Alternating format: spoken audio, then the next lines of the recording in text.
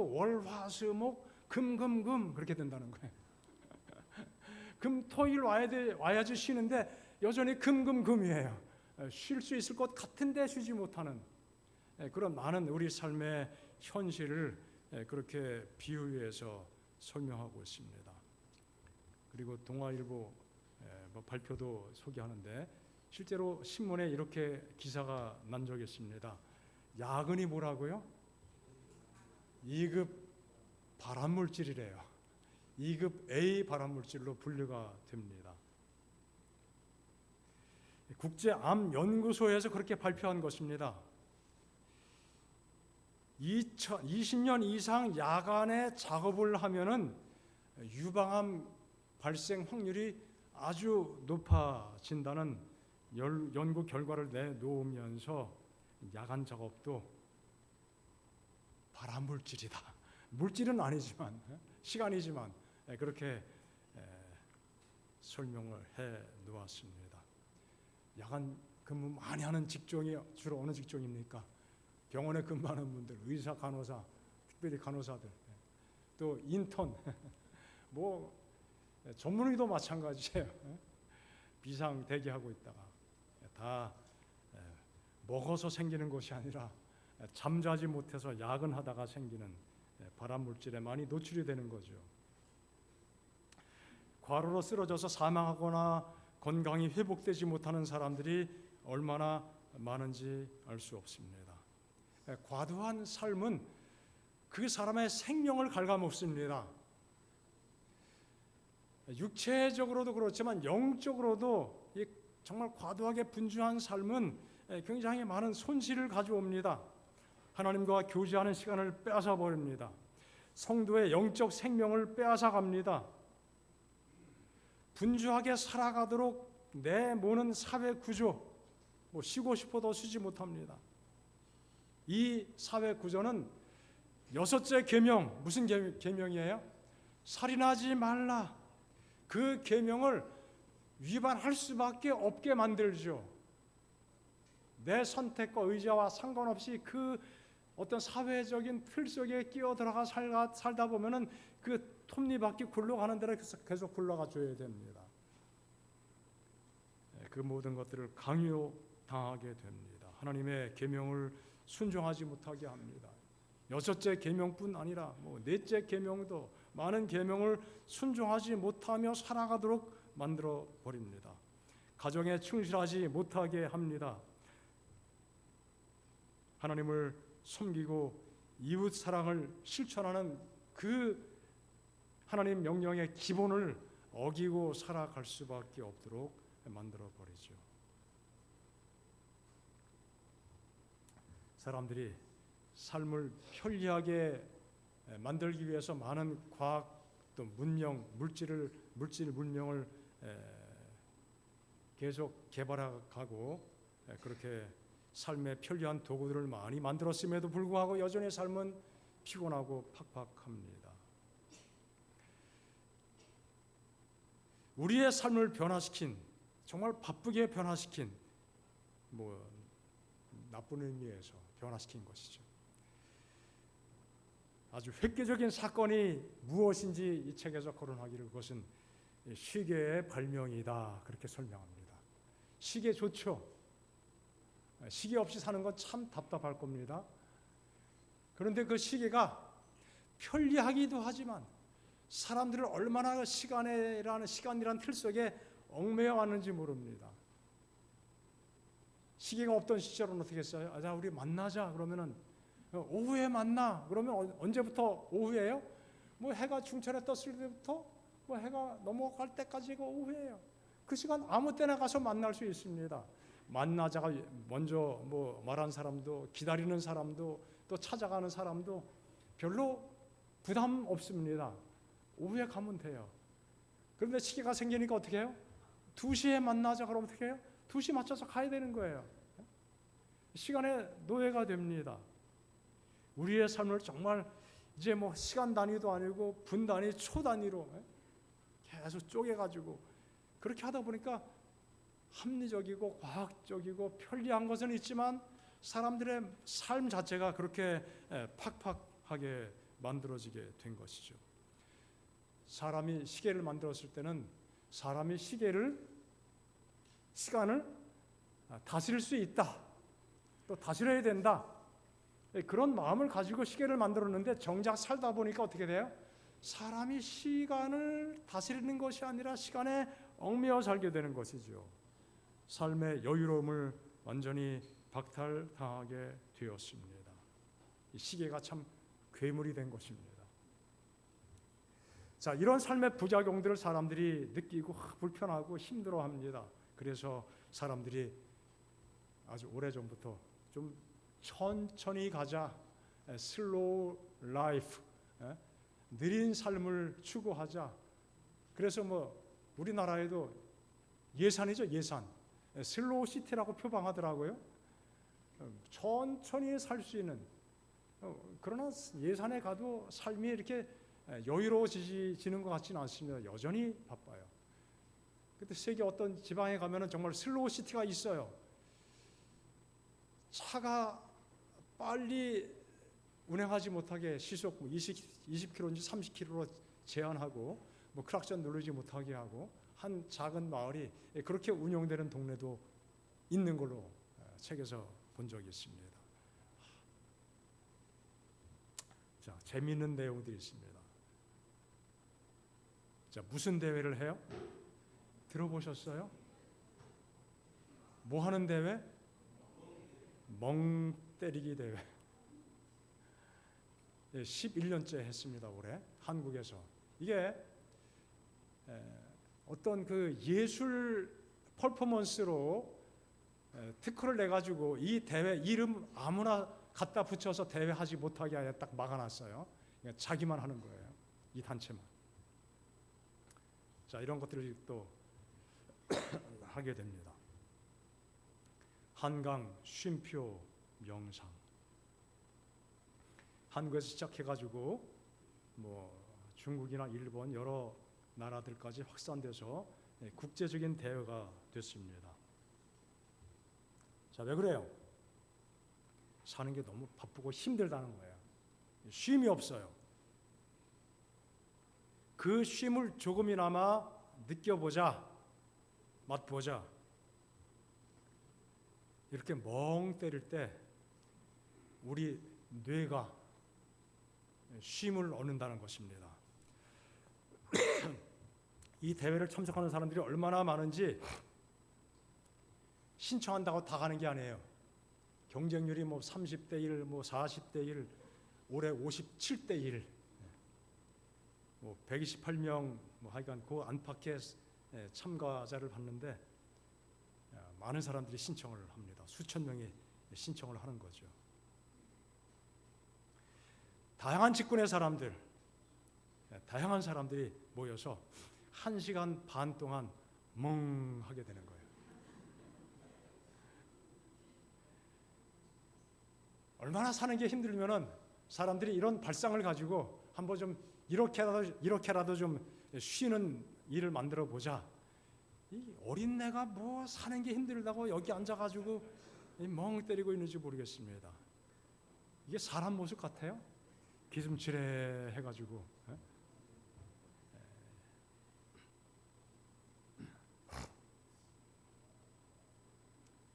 자, 수많은 사람들이 이렇게 참석을 합니다. 구경꾼들이 많습니다. 1시간 반 동안 어떤 행동도 어떤 생각도 하지 않고 최대한 오랫동안 멍하게 있어야 돼요.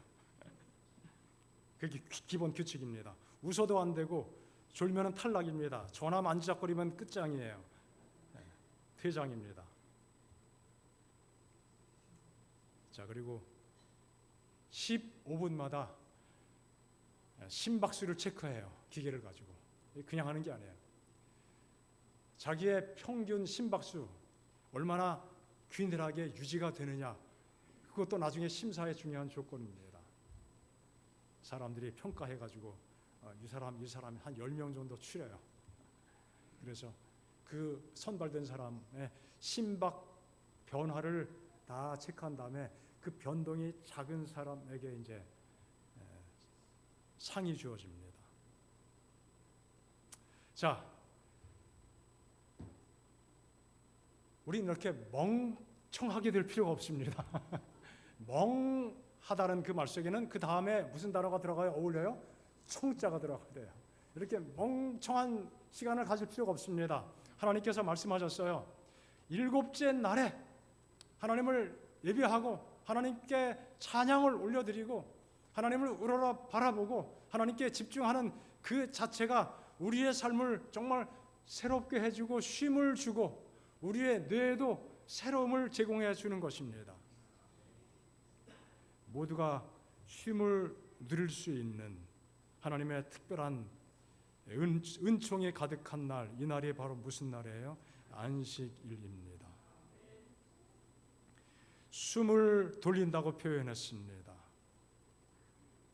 정말 숨을 돌리는 것. 한국 사람 중에 정말 그 숨을 한번 들이마시고 그분 보니까 숨을 한번 들이마시는 게 아니라 순수한 산소를 계속 들이마셔요. 그러면 이 혈액 속에 질소가 다 빠져나가고 산소가 가득하게 되고 물속에 들어가서 거의 한 90분인가 그렇게 있더라고요. 놀라운 기록이에요. 자, 그래도 물속에서 영원히 있지는 못하죠. 나와야 돼. 왜요? 숨이 필요합니다. 숨을 쉬어야 됩니다. 우리가 분주한 일상 속에서 얼마나 힘들고 또 육체적으로 힘들고 정신적으로 힘들기도 하고 시간도 없고 그래서 마음이 찌들고 또 상심되고 자, 그 모든 거 다 털어버리고 어쩌다 한 번도 아니고 어떻게 해요? 적어도 일주일에 한 번은 하나님께서 하나의 규정으로 법칙으로 법률로 만드셨죠. 안식일을 주셨습니다. 일주일에 하루입니다. 하나님을 예배하면서 여기 심지어 짐승까지도 쉬게 해주라. 놀라운 일이죠. 여종의 자식, 종의 자식, 다 종이에요. 쉬는 날이 없었어요. 하나님께서는 그런데 그들에게도 숨 좀 돌리게 해주라는 거예요. 누구의 마음입니까? 하나님의 마음. 하나님께서 그러한 분이시고 하나님께서는 모두를 사랑하시기 때문에 짐승과 종들에게조차도 쉼을 누리는 날로 정해 주신 것입니다. 오늘을 살아가는 우리에게도 얼마나 적절한 말씀인지 모릅니다. 어린 아이들도 힘들어 죽겠다고 이야기합니다. 공부하는 아이들도 공부하는데 죽겠다고 이야기해요. 죽을 맛이죠 정말. 얼마나 힘든지 일하는 것도 힘들어 죽겠습니다. 죄악 세상에 살아가는 우리의 삶이 사실은 그럴 수밖에 없는 필연적인 그 원인이 있죠. 그런 부분이 있습니다. 하지만 하나님께서는 그럴지라도 우리에게 여전히 쉬면서 쉼을 누리며 살기를 바라십니다. 하나님 안에서 이것이 가능함을 말씀하십니다. 예수께서 말씀하셨죠. 수고하고 무거운 짐진 자들, 인생의 무거운 짐, 죄의 무거운 모든 짐, 그 모든 짐을 가지고 어떻게 하라? 내게로 오라. 내가 너희를 쉬게 해주겠다. 하나님께 나오면은 쉼을 누리게 돼요. 하나님을 찬양하면은 하나님의 구원의 은혜를 마음속에 간직하게 되고 하나님의 사랑을 깨닫게 되고 그 하나님의 놀라우신 은혜를 마음속에 맛보게 되고 누리게 되면은 모든 스트레스가 해소가 돼요. 멍 때리면서 멍청하게 돼서 그런 경험이 오는 것이 아니라 하나님의 이름을 찬양하고 그분의 사랑에 감동을 받고 하나님의 성령의 충만함을 힘입게 될 때 우리가 이런 경험을 하게 되는 것이죠. 피곤해 찌든 것이 우리 인생이지만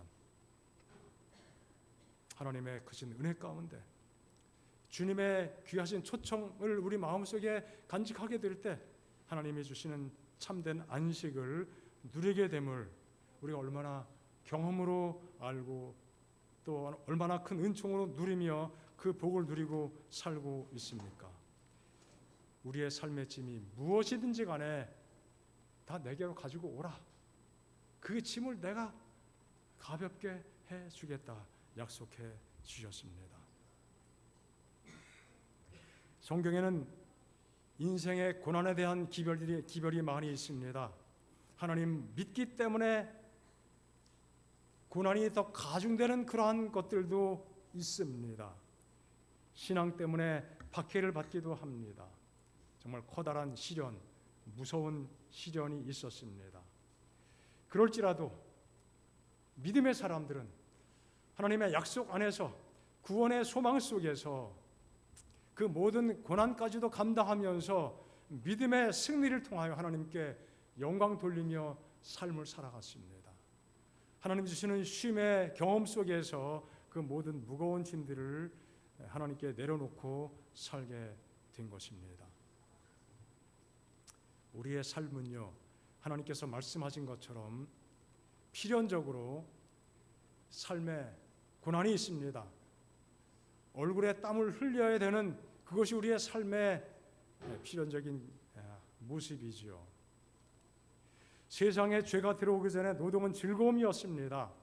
하지만 죄가 들어온 다음에 노동은 고역스러운 것이 되었고 심지어 고통이 되었습니다. 아무리 열심히 일해도 소산을 충분히 얻지 못합니다. 옛날에도 그랬고 지금도 정말 죽자 사자 일해도 손에 돌아오는 것은 쥐꼬리만한 그런 것이죠. 그것이 계속 반복됩니다. 노동력 착취가 얼마나 계속해서 심각하게 일어나고 있습니까? 세상의 불평등의 구조,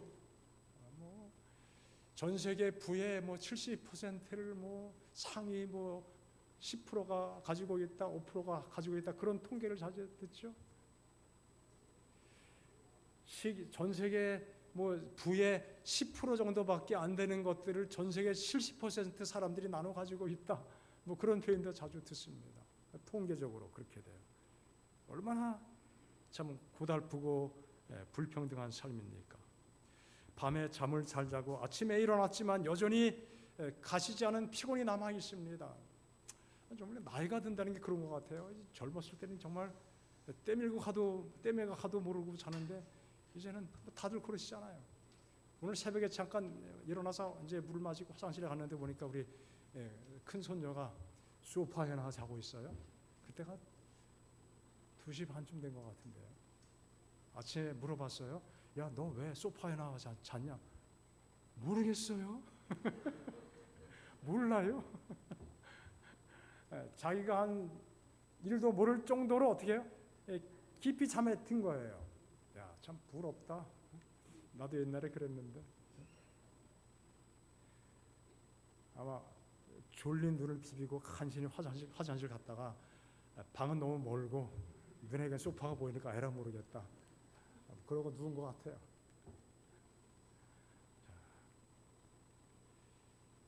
어르신들이 들수록 잠이 없어지잖아요. 분명히 많이 잤는데 옆에서 볼 땐 잤는데 잠 안 잤다는 거예요.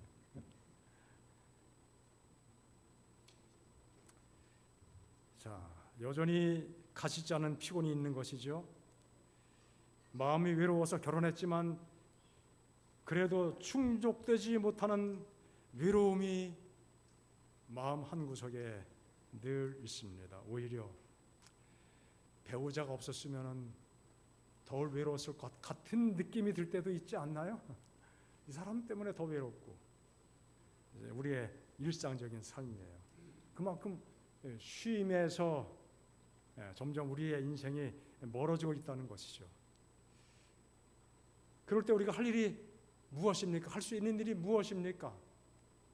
밖에 나가서 멍하면 되겠습니까? 하나님께로, 예수님께로 우리 마음을 가지고 나아가서 그분을 향하면은 그분이 주시는 약속, 쉼의 약속, 평안의 약속을 누리게 될 것입니다. 그 귀한 삶이 우리 모두의 삶이 되시기를 바랍니다. 예수님은 우리에게 쉼을 약속하셨고 목마르지 않는 물을 약속하셨고 굶주리지 않게 되는 또 식물을 약속해 주셨습니다. 그 귀한 특권을 누리고 사는 것이 우리 모든 성도들의 삶인 것입니다. 영생하도록 솟아나는 샘물을 주시는 예수님, 영원히 굶주리지 않고 살아가도록 우리에게 하늘의 양식을 공급해 주시는 그 예수님께 우리의 모든 것 맡기고 살게 되시기를 바랍니다.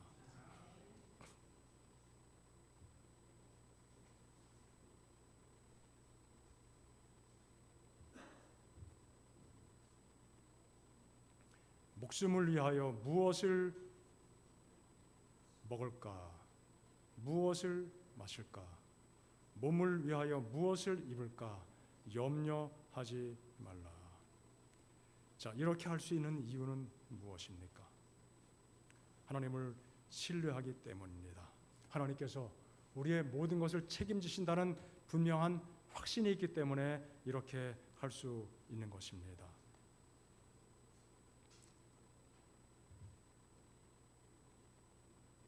예수님께서 우리에게 주시는 약속, 우리의 속으로부터, 우리의 존재 근원으로부터 주시는 완전한 해답이죠.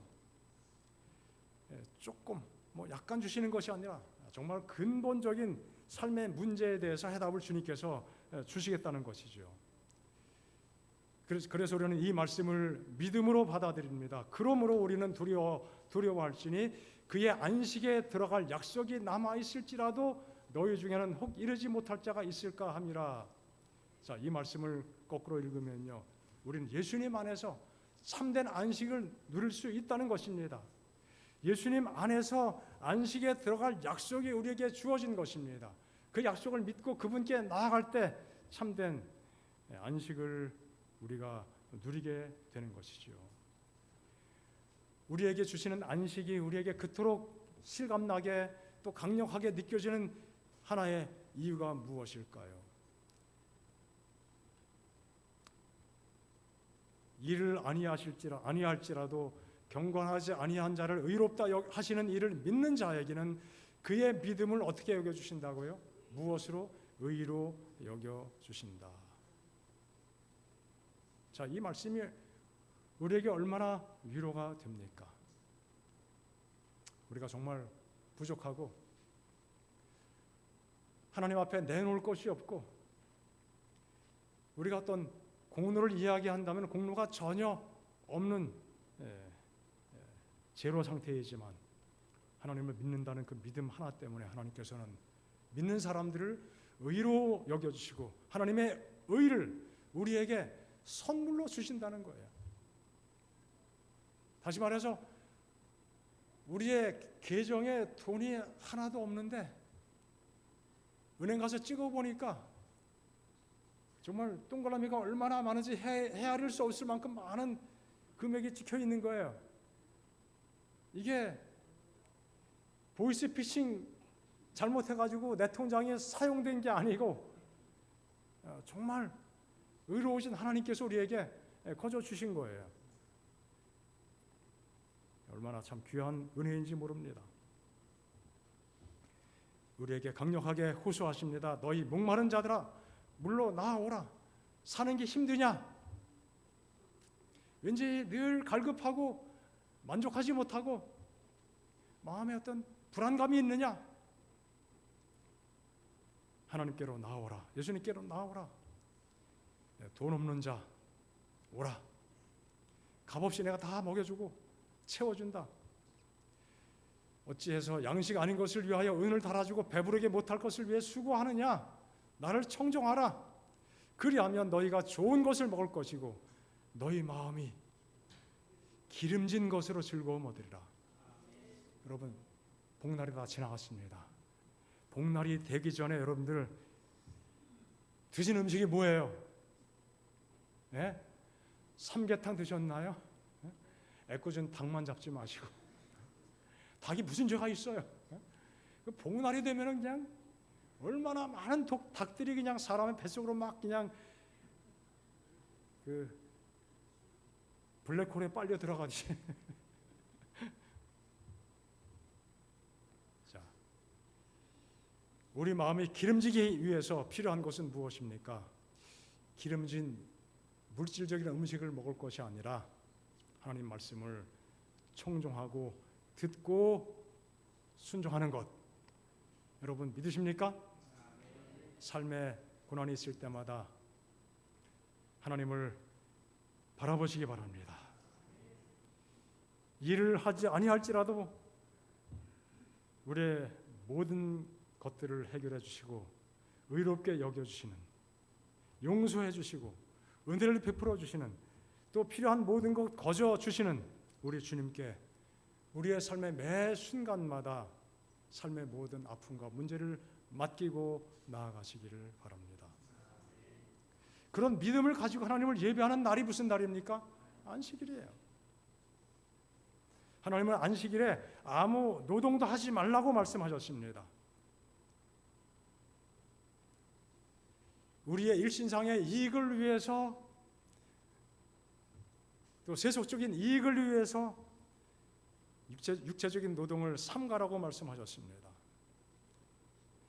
이 말씀이 그런데 육체적인 노동에만, 그런 측면에만 해당되는 것으로 생각되기도 했지만, 하지만 영적으로도 마찬가지입니다. 하나님께 나아갈 때는 자기의 노력 없어도 돼요. 자기의 행함, 어떤 공로 필요 없다는 이야기입니다. 아무 일도 하지 말고 하나님께 나아가기 위해서 아침에도 뭐 샤워도 하고 했지만 그런 것이 아니라, 하나님께 나아가려면 내가 한 주일 동안 열심히 살아서, 물론 열심히 살아야죠. 좋은 일도 많이 하고 말씀 많이 보고 다 기본적으로 해야 되지만, 혹시 그런 것이 좀 미흡하고 없을지라도 어떻게 해요? 그냥 나올 수 있는 것이죠. 하나님께서 채워주시기 때문에. 인간의 행함이 전혀 필요 없는 하나님의 안식의 날, 안식일이죠. 사실 자기 의를 위해서 우리가 할 수 있는 것은 아무것도 없습니다. 안식일에 하나님께 나아갈 때 한 주일 동안 우리의 의를 많이 쌓고 업적을 많이 쌓아서 이거 가지고 하나님께 드리면서 좀, 하나님 나 이쁘죠, 이쁜 짓 했죠, 그러는 것이 아니라는 것이죠. 하나님께 자기의 의를 보여주고 이웃에게 뽐내기 위해서 교회 가는 것이 아닙니다. 이란 것이 아무것도 없지만, 하나님께 내놓을 만한 것 아무것도 없지만, 오히려 추한 모습이고 부족한 것 투성일지라도 그냥 내 모습 그대로 하나님께 나아가는 그날이 안식일입니다. 그래서 안식일은 참 좋은 날이에요. 하나님께서 우리의 짐을 가볍게 해주심을 맛보는 날입니다. 영적으로 살아가면서 한 주일 동안 상처가 많고 그 상처가 너무 깊어서 사경을 헤매듯이 그렇게 신음하는 경험이 있었을지라도 주님께 그저 나오면은 모든 것 해결해 주시고 힘 주시고 회복시켜 주십니다. 하나님의 치유가 우리에게 보장되어 있습니다. 그 복된 날이 무슨 날입니까? 안식일입니다. 우리는 내가 스스로 안식을 소유하는 것이 아니라 하나님께서 준비해 놓으신 안식을 받아들이는 거예요. 하나님이 갖추어 주신 그 안식을 내 마음속에 누리는 날입니다. 이 날이 1년에 한 번밖에 없다면 우리는 안식하지 못하고 질에 죽게 될 것입니다. 하나님은 그것을 아셨기 때문에 안식일이 한 달도 길죠. 어떻게 한 달에 한 번 안식합니까? 일주일에 한 번씩 안식하도록 안식일을 아예 만들어 주셨죠. 이날은 하나님의 날이기도 합니다. 하나님의 평강이 우리에게 무한히 주어지는 날입니다. 마태복음 6장에 보면은 하나님께서 우리의 존재를 여러 가지로 설명하시는데, 우리가 얼마나 중요한지, 하나님께서 공중의 새를 다 책임지시고 또 들의 백합화도 다 입혀주시고 먹여주시고 다 해결해 주시는데, 우리 사람은 얼마나 더 중요하겠냐? 이 모든 것보다 중요한 사람들에게 필요한 것들을 채워주시고 입혀주시고 먹여주시지 않겠느냐? 그렇게 말씀하고 있습니다. 사람들이 뭘 해요? 염려합니다. 하나님의 그 솜씨, 하나님의 사랑의 손길을 느끼지 못하고 끊임없이 염려합니다. 이 문맥의 흐름을 통해서 볼 때 하나님이 준비하신 이 귀한 은혜를 누리지 못하게 하는 하나의 방해가 있는데 그 방해거리가 뭐예요? 염려하는 것입니다. 자, 마태복음 6장에 나오는 이 말씀을 온전히 경험할 수 있는 사람은 하나님의 안식을 누리는 사람이죠. 하나님이 얼마나 우리를 귀히 여기시고 책임져 주시는지. 자, 바로 마태복음 6장 25절부터 30절의 말씀, 바로 그 앞에가 24절이죠. 자, 그 24절의 말씀 보면은 한 사람이 주인을 둘 섬길 수 있다 없다. 두 주인을 섬길 수 없다고 말씀하고 있어요. 두 주인을 섬기지 말라. 가능하지만 그러면 안 된다. 그렇게 말씀하신 것이 아니라 두 주인을 섬기는 자체가 어떻다고요? 그건 안 된다. 불가능하다는 것이죠. 섬길 수 없다는 것입니다. 혹 하나를 미워하고 하나를 사랑하든지 그렇게 할 수 있는 것이지 둘 다 미워하거나 둘 다 사랑하거나 그 자체가 불가능하다는 것이죠. 섬길 수 없다는 것입니다. 두 주인을 섬기는 이 경험이 뭐예요? 우리로 하여금 끝없이 염려하게 하고 하나님을 전적으로 섬기지 못하게 하는 방해거리가 바로 뭐예요? 염려하는 것입니다. 하지만 많은 경우에 사람들이 그 불가능한 그 자체를 가능하게 만들어 보려고 시도를 하게 됩니다. 두 주인을 섬기고 싶은 마음을 가지고 살아갑니다. 하나님도 잘 믿고 세상의 모든 것도 다 누리고 그렇게 하면은 안 된다. 그렇게 되지도 않는다. 바로 이 말씀이에요. 하나님께 다 맡기고 먼저 그의 나라, 그의 의를 구하면은 내가 염려하는 세상의 모든 것들 하나님께서 필요한 만큼 어떻게 하신다는 거예요? 주신다, 채워주신다는 것이죠. 하나님께서 모든 것 다 책임지실 것을 믿고 의지하지 못하면은 쉼 없이 자기 힘으로 살아가고자 끊임없이 노력을 하게 되는 것이죠. 이 모든 것 내려놓고 하나님을 온전히 신뢰하는 우리 모든 성도가 되시기를 바랍니다. 하나님은 공중의 새와 들의 꽃을 책임지시는 분이십니다. 우리는 그것보다 훨씬 더 귀한 존재임을 하나님이 아시기 때문에 하나님께서 우리를 책임져 주실 것을 믿지 못할 이유가 없는 것이죠. 그 믿음이 부족하기 때문에 염려하면서 영적으로 쉼을 누리지 못할 때가 있는 것이죠. 하나님 나라를 온전히 받아들이고 그 나라의 시민으로 더 행복하고 힘차게 살아가시기를 바랍니다.